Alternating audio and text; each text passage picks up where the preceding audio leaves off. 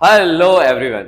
तो आज हम पढ़ने वाले हैं पॉलिटिकल पार्टीज। जो पॉलिटिकल पार्टीज हैं वो हमारे कंट्री के लिए काफी ज्यादा इंपॉर्टेंट है, ना सिर्फ हमारी कंट्री के लिए, ऑल ओवर द वर्ल्ड। जिन कंट्रीज में डेमोक्रेसी है वहां पर पॉलिटिकल पार्टी सबसे इंपॉर्टेंट इंस्टीट्यूशन है। पॉलिटिकल पार्टी काम कैसे करती है, पॉलिटिकल पार्टी हमारे लिए इंपॉर्टेंट क्यों होती है, और लोग क्यों नेता लोगों को जानते हैं बट उनकी पॉलिटिकल पार्टी को नहीं जानते हैं, इन सारी चीजों के बारे में हम इस चैप्टर में एक्सप्लोर करने वाले हैं। और हम ये भी पढ़ने वाले हैं किस तरीके से हमारे देश के माननीय प्रधानमंत्री श्री नरेंद्र मोदी बीजेपी के लीडर हैं, और अगर हम बात करें जो कांग्रेस के लीडर हैं राहुल गांधी, उनके बारे में भी हम इस चैप्टर में एक्सप्लोर करने वाले हैं। तो चलें क्या करते हैं, शुरू करते हैं।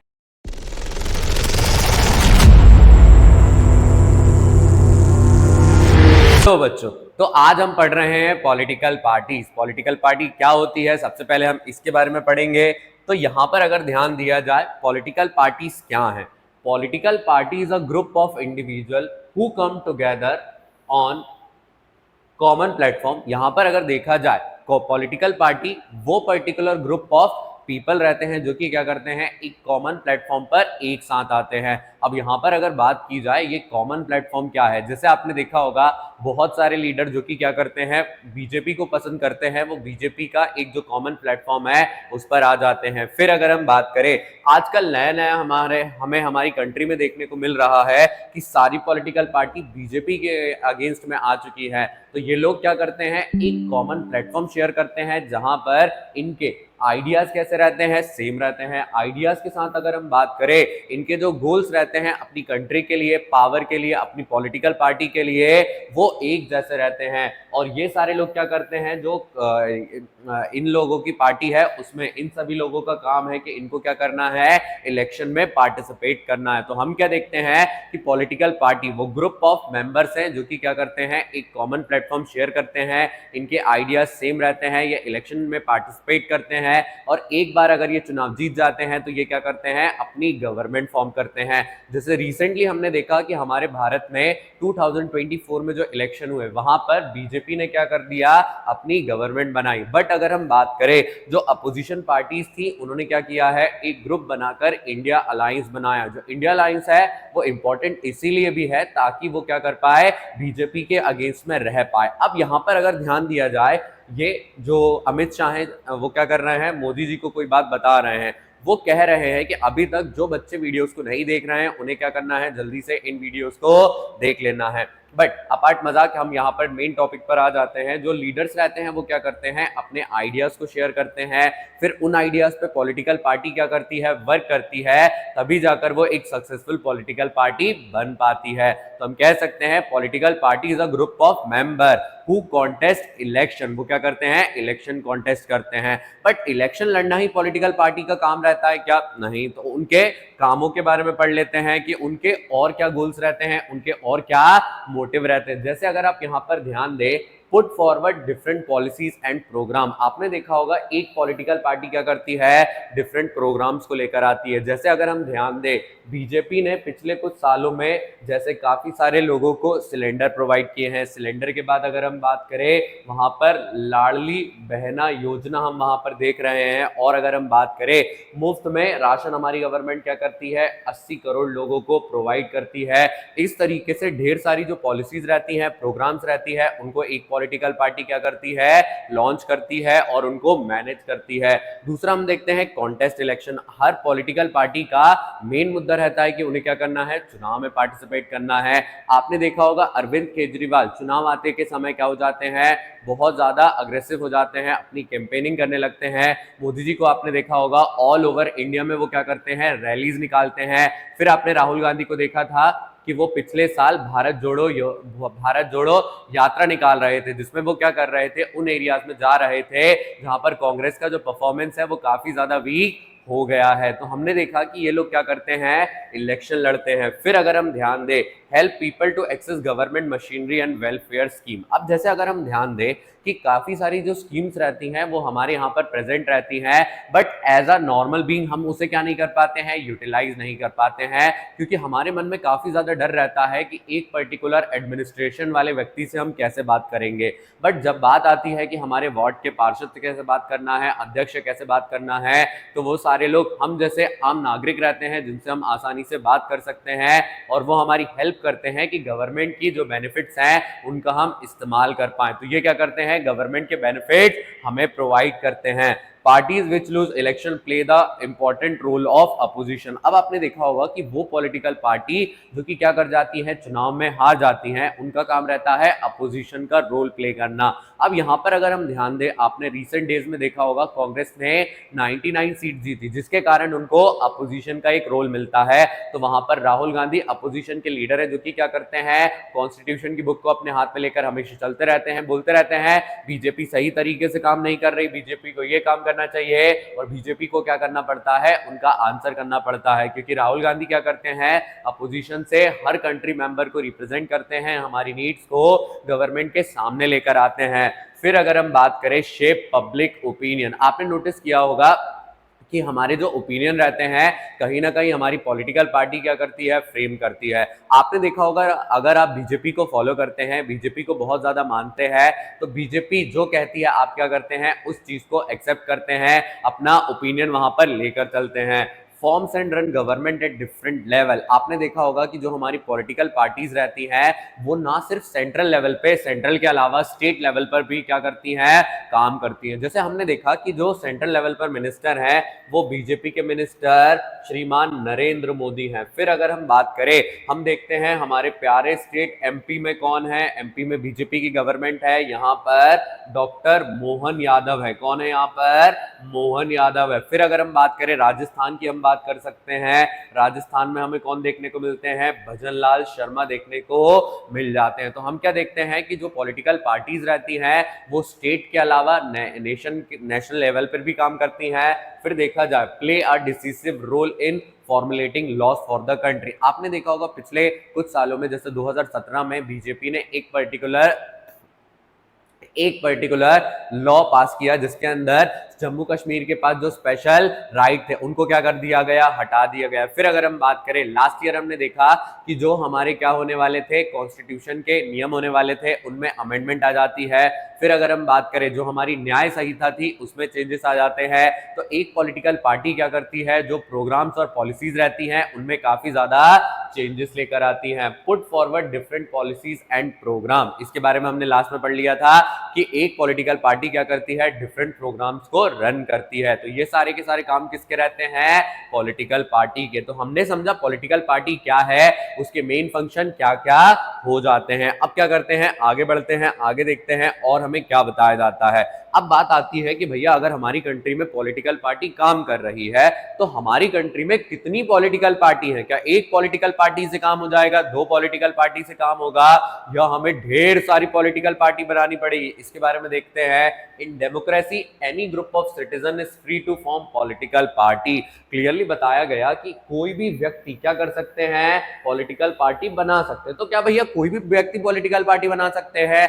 हाँ। अब जैसे आप सोचेंगे, आप हो गए, आपका दोस्त हो गया, हम मिलकर क्या करें, एक पॉलिटिकल पार्टी बनाएं। तो हाँ, आप आगे चलकर जब आप एट द एज 25 पहुंच जाएंगे तो आप क्या कर सकते हैं, पॉलिटिकल पार्टी बना सकते हैं, इलेक्शन में पार्टिसिपेट कर सकते हैं। और प्रेजेंट डे देखा जाए तो हमारे भारत में लगभग 750 और 750 से ज्यादा पॉलिटिकल पार्टीज इलेक्शन कमीशन के साथ रजिस्टर्ड है। इसका मतलब है हमारी कंट्री में इतनी सारी पॉलिटिकल पार्टी हैं। बट अगर हम बात करें, जहां पर हमारी कंट्री में ढेर सारी पॉलिटिकल पार्टी हैं, कुछ कंट्रीज हमें देखने को मिलती हैं जहां पर कितनी पॉलिटिकल पार्टीज रहती हैं, वन पार्टी सिस्टम रहता है। जैसे आप देख पा रहे हैं, जो चाइना है, चाइना एक ऐसी कंट्री है जहां पर हमें कितनी पार्टी देखने को मिलती है, वन पार्टी देखने को मिलती है। उसी पार्टी के दो कैंडिडेट को क्या करा जाता है, इलेक्शन में खड़ा करा जाता है, उनमें से एक कैंडिडेट जीतता है, प्रेसिडेंट बन जाता है। तो वो कंट्री जिसमें एक पार्टी चलती है, एक पॉलिटिकल पार्टी डोमिनेंट में रहती है, उसको कभी भी हटाया नहीं जा सकता, उन्हें हम कहते हैं वन पार्टी सिस्टम। क्या कहते हैं उन्हें हम,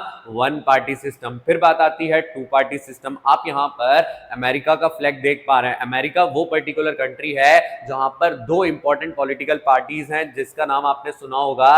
एक है रिपब्लिकन पार्टी, एक कौन सी पार्टी है, रिपब्लिकन, और दूसरी कौन सी है, डेमोक्रेटिक पार्टी। जैसे आपने नोटिस किया होगा कि जो जो बाइडन है, जो बाइडन जिस पार्टी से थे, पहले ओबामा उस पार्टी से थे, फिर हमने देखा डोनाल्ड ट्रंप, तो ये वो पॉलिटिकल पार्टी से बिलोंग करते हैं जो कि क्या करती हैं, डोमिनेंट में रहती है। तो हम देखते हैं कई कंट्रीज ऐसी रहती हैं जहां पर केवल और केवल दो पॉलिटिकल पार्टी इंपॉर्टेंट रहती हैं, उनके अलावा कोई और पावर में नहीं आता है। फिर आता है हमारा प्यारा भारत, जो कि क्या करता है, मल्टी पार्टी सिस्टम को फॉलो करता है। मल्टी पार्टी सिस्टम का मतलब रहता है यहां पर दो या दो से ज्यादा पॉलिटिकल पार्टी के पास चांसेस रहते हैं कि वो आसानी से क्या कर सकते हैं, पावर में आ सकते हैं। जैसे अभी हमने ध्यान दिया 2024 में बीजेपी ने जो चुनाव जीता उसमें 240 सीट उन्होंने सिक्योर की थी, बट उनका साथ डिफरेंट पॉलिटिकल पार्टीज देती हैं और वो मिलकर क्या करती हैं, पावर में आ जाती हैं, जिसको एनडीए गवर्नमेंट हम कहते हैं। तो वो कंट्रीज जहां पर मोर देन टू पार्टीज के पास एक्चुअल चांसेस रहते हैं कि वो अपनी क्या कर सकते हैं, गवर्नमेंट बना सकते हैं,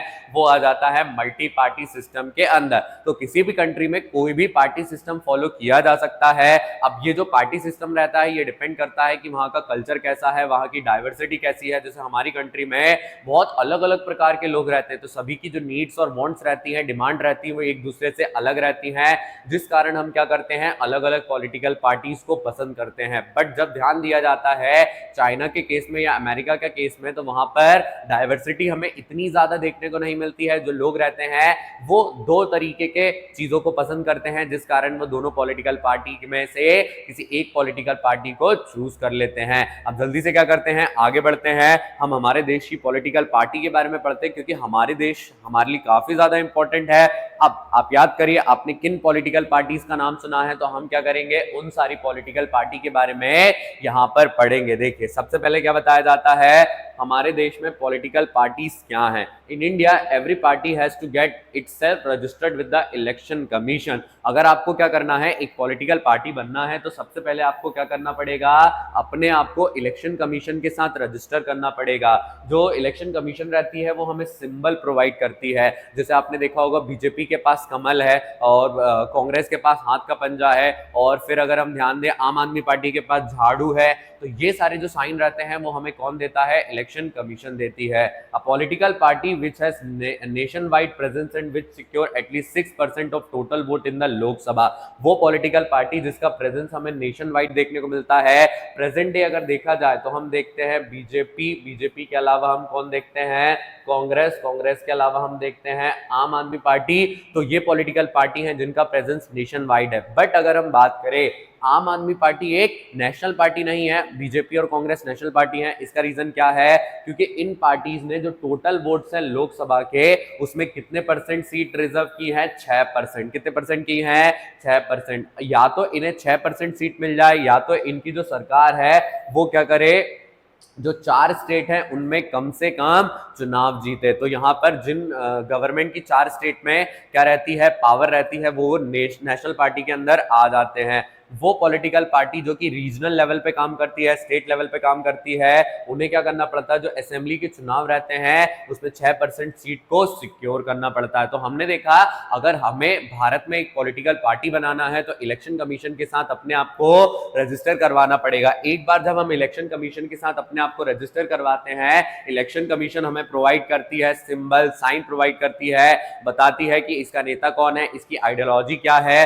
फिर अगर हम बात करें, अगर हमें नेशनल पार्टी बनना है तो नेशनल लेवल पर एटलीस्ट 6% वोट को सिक्योर करना रहता है। अगर आप 6% सीट सिक्योर नहीं कर पाते हैं तो वहां पर आप आसानी से क्या कर सकते हैं, 4 स्टेट के चुनाव जीत सकते हैं। अगर आप रीजनल लेवल पे काम करते हैं, स्टेट पार्टी है, तो आपको 6% स्टेट असेंबली में क्या करना पड़ता है, सीट सिक्योर करना पड़ता है। तो हमने पढ़ा कि हमारे भारत में पॉलिटिकल पार्टी किस तरीके से बनाई जा सकती हैं। अब हम पढ़ेंगे कि हमारे भारत में कौन कौन सी नेशनल पार्टीज प्रेजेंट है। सबसे पहले हम बात करेंगे इंडियन नेशनल कांग्रेस की। जैसे अगर आप इंडियन नेशनल कांग्रेस के बारे में बात करते हैं, इसका फाउंडेशन ईयर कौन सा था, 1885। माना जाता है कि जो कांग्रेस है वो वर्ल्ड की ओल्डेस्ट पार्टी में से एक है। फिर अगर हम बात करें एंडोर्स सेक्युलर प्रिंसिपल, जो कांग्रेस है उसका मानना है कि हमारी कंट्री में सेक्युलरिज्म रहना चाहिए, किसी भी धर्म का ज्यादा प्रचार नहीं होना चाहिए और किसी भी धर्म को नीचे नहीं दबाया जाना चाहिए। फिर हम देखते हैं aims at the welfare of the weaker section of the society. हमारी सोसाइटी को क्या करना है,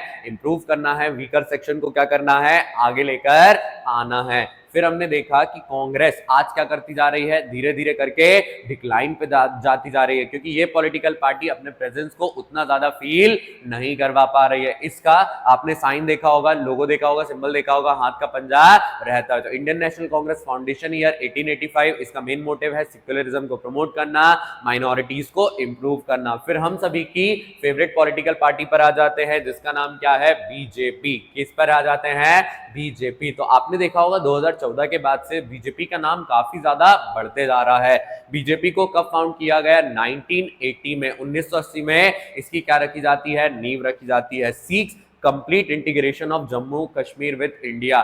ये वो पॉलिटिकल पार्टी है जिसने क्लियरली बोला कि अगर हमें एक अखंड भारत बनाना है, एक मजबूत भारत बनाना है, तो जम्मू कश्मीर का जो स्पेशल राइट है उसे हटाना पड़ेगा और उसे भारत का हिस्सा बनाना पड़ेगा। जहां पर हम 2017 से पहले जम्मू और कश्मीर में प्रॉपर्टीज नहीं खरीद सकते थे, वहां जाकर परमानेंट काम नहीं कर सकते थे, आज हम वहां पर काम कर सकते हैं, बिजनेसेस ओपन कर सकते हैं, प्रॉपर्टी खरीद सकते हैं। ये सारा काम किसने किया है, बीजेपी ने किया है। बीजेपी मानती है कि हमें क्या करना है, इंडिया को हिंदुत्व कल्चर को वापस से लेकर आना। हिंदुत्व कल्चर का मतलब रहता है कि आपको आसानी से ऐसी कंट्री बनाना है जहां पर कल्चर को सेलिब्रेट किया जाए, फेस्टिवल्स को सेलिब्रेट किया जाए और इंडिया की कंडीशन को वर्ल्ड में काफी ज्यादा आगे बढ़ाया जाए। और यूनिफॉर्म सिविल कोड, आपने देखा होगा कि हर धर्म को हमें क्या करना है, एक समान बनाना है, बराबर बनाना है। किसी भी धर्म के वजह से कोई माइनॉरिटी ना कहलाए, कोई मेजॉरिटी ना कहलाए, किसी के पास ज्यादा पावर ना रहे, सभी के जो फैमिली लॉज रहे वो सिमिलर रहे। ये कौन लाना चाहता है, बीजेपी लाना चाहती है।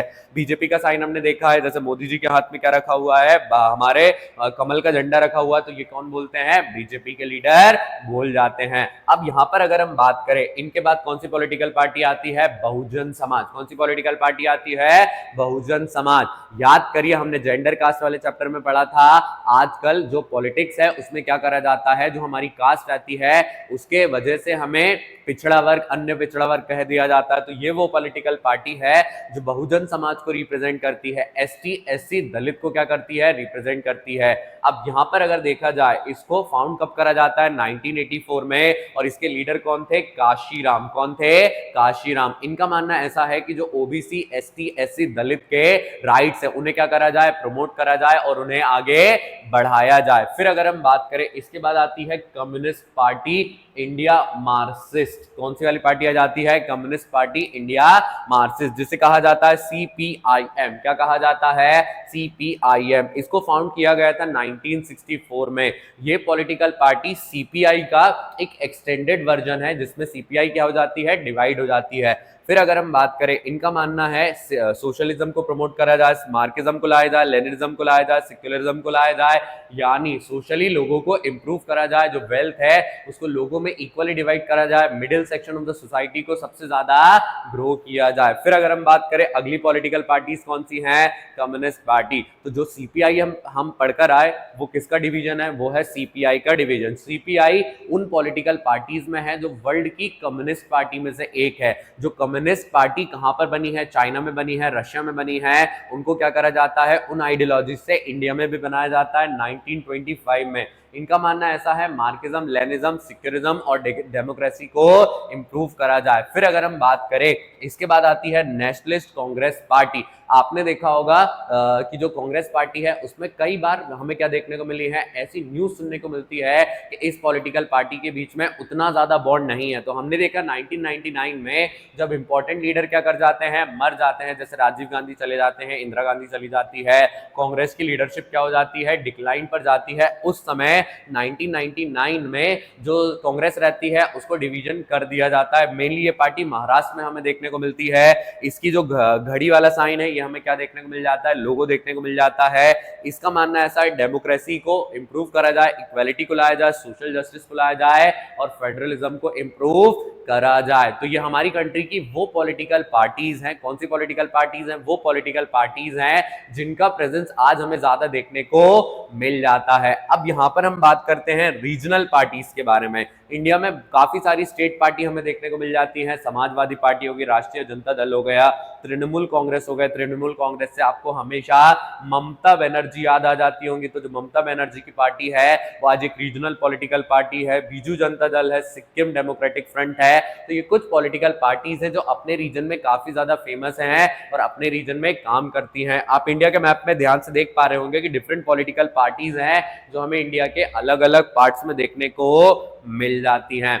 बट हमारी जो पॉलिटिकल पार्टीज हैं भले वो क्या करती हैं, बहुत अच्छे से काम करती हैं, अपने आप को बहुत अच्छा बताती हैं, बट उनके सामने काफी ज्यादा चैलेंज, जैसे कौन सा चैलेंज है, लैक ऑफ इंटरनल डेमोक्रेसी। आपने देखा होगा कि कई बार कुछ नेता क्या करते हैं, एक सर्टेन पोजीशन पर आ जाते हैं पॉलिटिकल पार्टी के अंदर, तो कभी भी उनकी पोजीशन को चेंज नहीं किया जाता है। जिसका एग्जाम्पल हम कांग्रेस में देख सकते हैं। कांग्रेस के जो अध्यक्ष हैं वो काफी समय तक अपनी पॉलिटिकल पार्टी को चुनाव नहीं जिता पाते हैं, बट उसके बाद भी उन्हें अपनी पोजीशन से नहीं हटाया जाता है, किसी नए कैंडिडेट को मौका नहीं दिया जाता है। यहां पर हम डायनेस्टिक सक्सेशन देखते हैं। यहां पर क्या करा जाता है, पहले जो इनके ग्रैंडफादर थे वो क्या कर जाते हैं, पार्टी लीडर बन जाते हैं, अपने आप को पीएम बना लेते हैं, फिर उनकी जो बिटिया रहती हैं, बिटिया रानी, वो क्या करती हैं, सरकार बनाती हैं। फिर अगर हम बात करें, हमें क्या देखने को मिलता है, इस तरीके से उनकी ग्रोथ देखने को मिलती है कि वो अपनी फैमिली मेंबर के अलावा किसी और को पावर में नहीं लाना चाहते। आपने लोकल लेवल में भी देखा होगा कि जो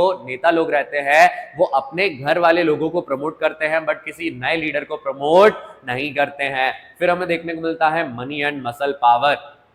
आपने देखा होगा चुनाव के समय सिर्फ उन पॉलिटिकल पार्टी को मौका ज्यादा मिलता है जिनके पास बहुत सारा पैसा रहता है। जैसे अगर हम बात करें, आज कांग्रेस के लीडर्स और जो बीजेपी के लीडर्स हैं वो क्या कर सकते हैं, चुनाव के दौरान बहुत ज्यादा पैसा खर्च करते हैं। तो हमने देखा कि वो अपनी मनी और मसल पावर दिखाते हैं, जिसके कारण हम क्या नहीं कर पाते हैं, अच्छी तरीके से कैंडिडेट नहीं चुन पाते हैं। ये लोगों को भी डराते धमकाते हैं कि आपको क्या करना है, हमें वोट करना है। Lack of meaningful choices. इसके अलावा आपने देखा होगा कि आज हमारे पास चॉइसेस नहीं है कि एक अच्छा लीडर हम क्या कर सके, चुन सके।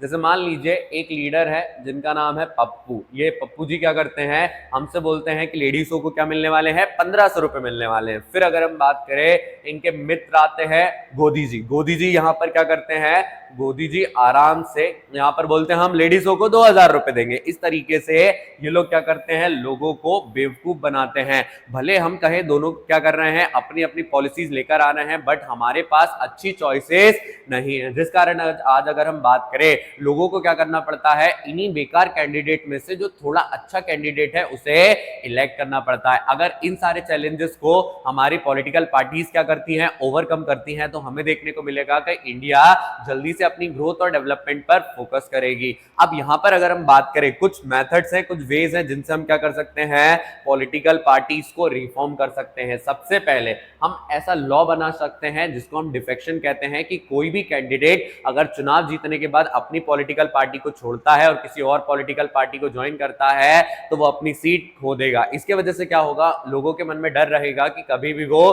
पैसों के लालच में अपनी पॉलिटिकल पार्टी को छोड़ के दूसरी पॉलिटिकल पार्टी में नहीं जाएंगे। फिर अगर हम बात करें, जो कैंडिडेट है जब वो इलेक्शन क्या करते हैं, कैंडिडेट करते हैं, तो उस समय उन्हें क्या करना चाहिए, अपने क्रिमिनल चार्जेस, अपने एसेट के बारे में, अपनी प्रॉपर्टी के बारे में पब्लिक डोमेन में बताना चाहिए, ताकि हम सारे लोग आसानी से डिसाइड कर सके कि कौन सा लीडर हमारे लिए सही है और कौन सा लीडर हमारे लिए सही नहीं है। फिर अगर हम बात करें, जो पॉलिटिकल पार्टीज हैं उन्हें क्या करना चाहिए, अपनी इनकम के बारे में रेगुलरली बताना चाहिए, ताकि लोगों को पता लगता रहे कि पॉलिटिकल पार्टीज के पास पैसा कहां से आ रहा है, इनकम टैक्स से पे करती हैं या नहीं करती। It should be mandatory for political parties to give at least 1/3 of the seat of political party to women. आपको क्या करना पड़ेगा, विमेन को अगर इंप्रूव करना है, हमारी कंट्री में पॉलिटिक्स को अच्छे से चलाना है, तो हमें विमेन को ज्यादा से ज्यादा मौका देना पड़ेगा। और इलेक्शन को स्टेट फंडेड करवाना चाहिए। स्टेट फंडेड करवाने से क्या होगा कि आज कुछ नेता लोग क्या करते हैं, बड़े बड़े जो इंडस्ट्रियलिस्ट रहते हैं, बिजनेसमैन रहते हैं, उनसे पैसा ले लेते हैं, जिस कारण हम चुनाव जीतने के बाद इनकी ऐसी पॉलिसी देखते हैं जिनसे उन लोगों को बेनिफिट होता है। तो यहीं पर हमारा ये वाला चैप्टर हो जाता है कंप्लीट। अगर आपको इस चैप्टर में कोई भी डाउट रहा हो तो आपको क्या करना है, कमेंट बॉक्स में कमेंट करना है और मुझसे पूछ लेना। अगर ये वीडियो अच्छी लगी है तो अपने फ्रेंड के साथ शेयर करना है। तब तक पढ़ते रहिए, आगे बढ़ते रहिए, मिलते हैं अगली वीडियो के साथ। Thank you.